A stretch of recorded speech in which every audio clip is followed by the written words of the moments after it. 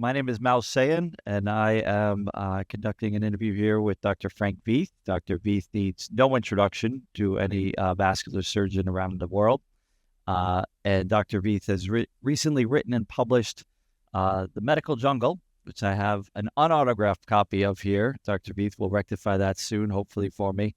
Dr. Veith has chronicled some interesting portions of his career, and early, middle, and late. And we're going to do a brief interview and try to cover some of the aspects of the book that I found really, really fascinating. So, Dr. V, thank you for joining me here today. Yeah, Mal, it's nice to be with you.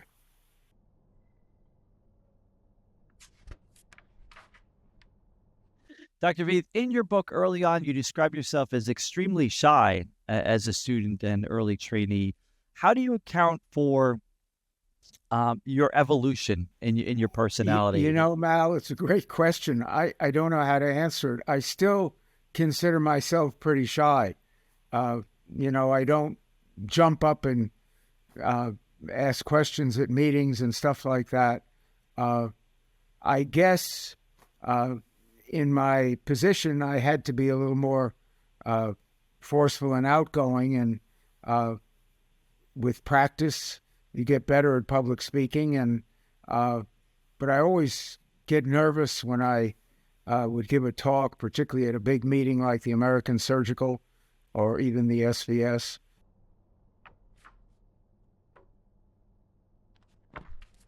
Can you describe how you got interested in transplant surgery, and then as a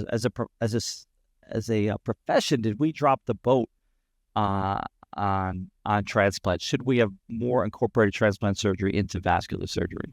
Well, it was very simple. I trained at the Peter at Brigham with Franny Moore and Joe Murray, who were really pioneers in kidney transplantation and to some extent in liver transplantation.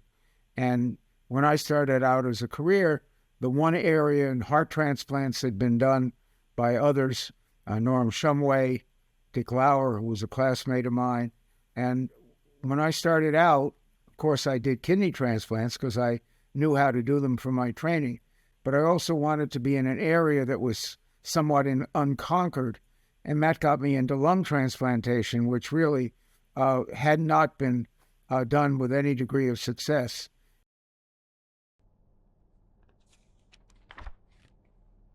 You really took to limb salvage as one of your early things, is differentiating yourself from the other hospitals. And that was very interesting to me. Can you talk a little bit about that? Yeah, again, it was, of course, when I went to Montefiore, which was really in New York City, a somewhat second-rate institution in the Bronx. It was not glamorous like Cornell, Columbia, Mount Sinai, NYU. I wanted to do the normal stuff, aneurysms, carotids, etc. And we didn't have many of those cases for a variety of reasons. And so we did have an abundance of poor patients with threatened limbs, with gangrene or ulceration, who were faced with amputation.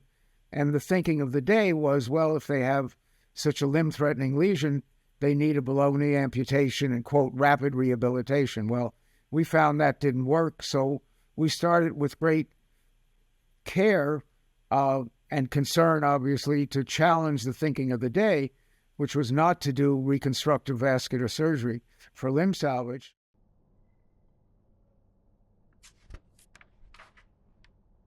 You were one of the early advocates, maybe the first, for EVAR for ruptured aneurysms. Well, we actually did the first EVAR outside of Argentina. That was a stroke of good fortune. As I said, I always had been interested in endovascular techniques because I'd become very friendly with Barry Katzen, who was a well-known interventional radiologist. And because of our friendship and my early support for him, he used to invite me to his interventional meetings and ISIT meetings in Miami. And I'd go there and I'd hear what these interventional radiologists were doing. So I was exposed to the benefits of those endovascular techniques, and I was a very early believer, despite many of my colleagues not being believers in angioplasty, stenting, and so forth. And I was always interested in the idea, which I heard at one of Katzen's meeting, actually presented by Julio Palmez, really Parodi's work, of doing EVAR, because we had a lot of very sick aneurysm patients who didn't do well with an open aneurysm repair. So when that became available, we embraced it. I had a relationship, or developed a relationship, with Juan Parodi, who wanted to come to our meeting in New York, and we invited him. And after a lot of backing and filling and overcoming a lot of difficulties with J&J and the company who made the Palmez stents, and with the FDA and so forth, we managed to do the first EVAR in North America and the U.S. with Parodi and his colleague Claudio Schoenholz. And remarkably, because we were very lucky, that procedure proved to be a big success.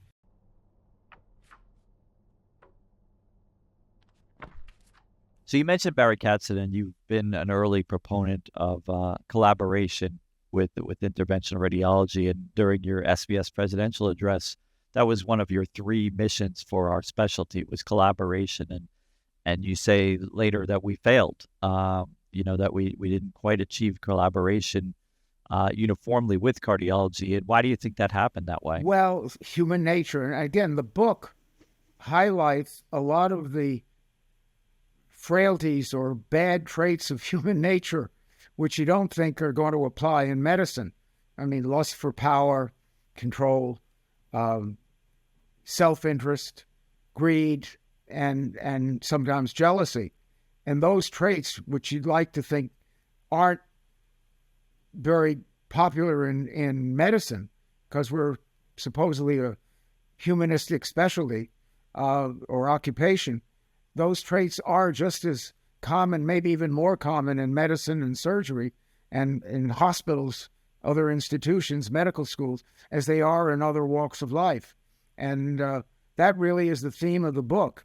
And you have to, for young people particularly, have to be aware that human nature is not always benign. And in fact, it can be very malignant.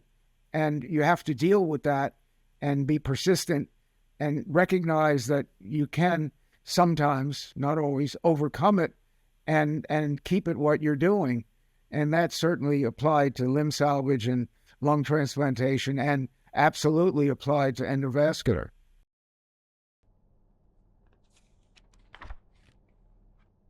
One of your other goals for the specialty at your presidential address, and one that I think you have falsely characterized as failing, was independence. And I think that what I hear from you is I don't think you understand how much you won and how different things are than when you started. And it's difficult, again, I think, for people of a certain generation to know how subservient we were to general surgery. And especially in the 70s and 80s and 90s, when we were basically, not even a subspecialty of general surgery at times. They were just basically we general weren't even surgeons that. doing You're it. correct. But now it's accepted. I actually had an abstract that I submitted to the VAM showing that vascular surgeons have better outcomes than general surgeons in open aortic surgery. And it was rejected because they felt it was too obvious. So it's not come, obvious. well, it's come full circle that, it's just accepted now that vascular surgeons do this better. You should resubmit it and get it accepted, because that was the nature of our application to the ABMS to become an independent specialty. And yeah, we did make some inroads. I mean, we got residencies that were 0 and 5, vascular surgery residencies. But the problem now is in many institutions, and I've been in 2 of them, or maybe 3, actually, because you can include the Cleveland Clinic. Vascular surgery doesn't, because it's not a separate specialty, it doesn't have a seat at the table where resources are doled out. You have to go through your general surgery chairman or your cardiac surgery chairman, as it turns out at the Cleveland Clinic, in order to get a sign-off on what you want to do. And we really are a separate specialty. We're certainly as separate as neurosurgery or orthopedic surgery or gynecology. And yet that barrier has not yet been breached. I'm not fighting it anymore, but I think sooner or later we have to come in accordance with other countries, and vascular surgery should be a totally separate specialty. Why? Because we sort of are.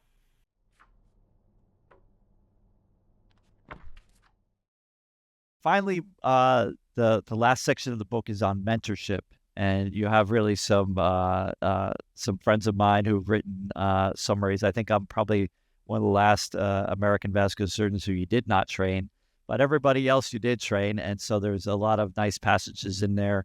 So what do you think, and your two granddaughters, at least so far that I know of, have going into vascular surgery as well?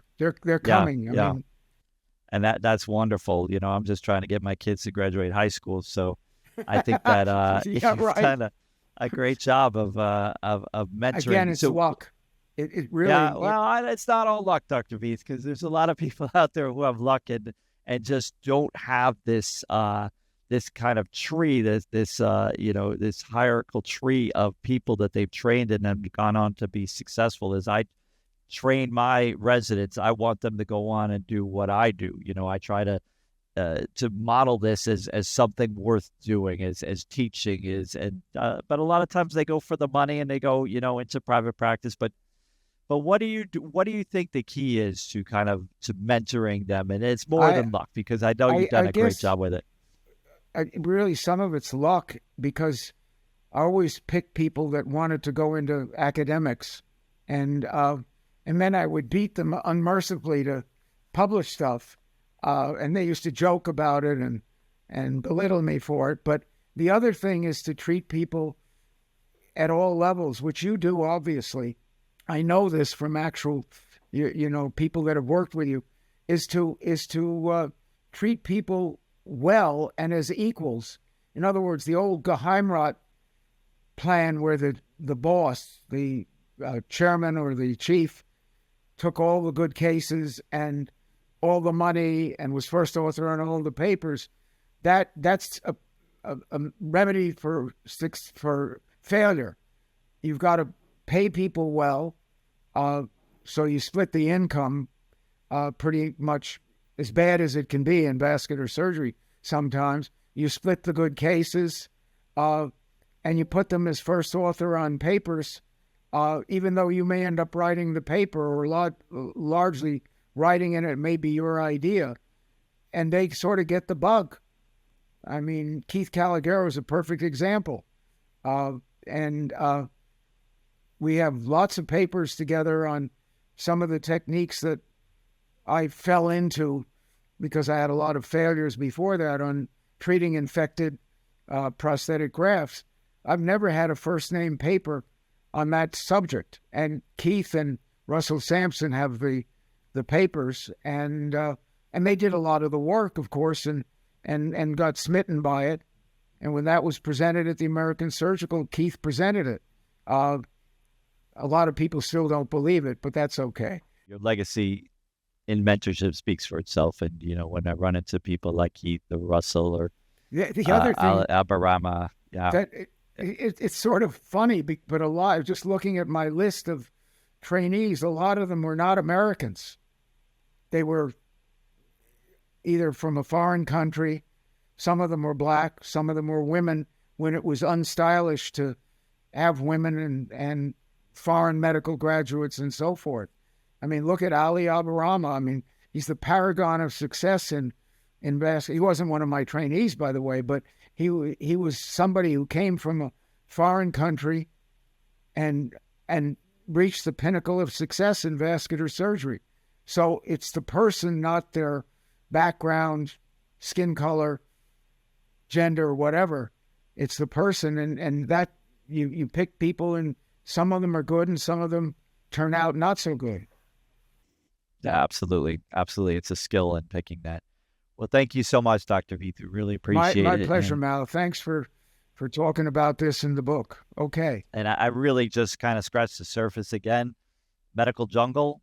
I highly recommend it. It's a lot of entertaining anecdotes, some of which I've heard through the grapevine before, but to see them written down, and it's you don't really pull many punches in the book, so it's Oh, I it's pulled a lot of punches. I saw you pull a few, but we didn't name a lot of names, but the few people got named, and it's very, very fascinating to see the evolution of our specialty through your eyes and through your vision forward as well. So I really appreciate all you've done for the specialty and for joining us today. So thank you so much. Well, Mal, thank you for doing this. This is great.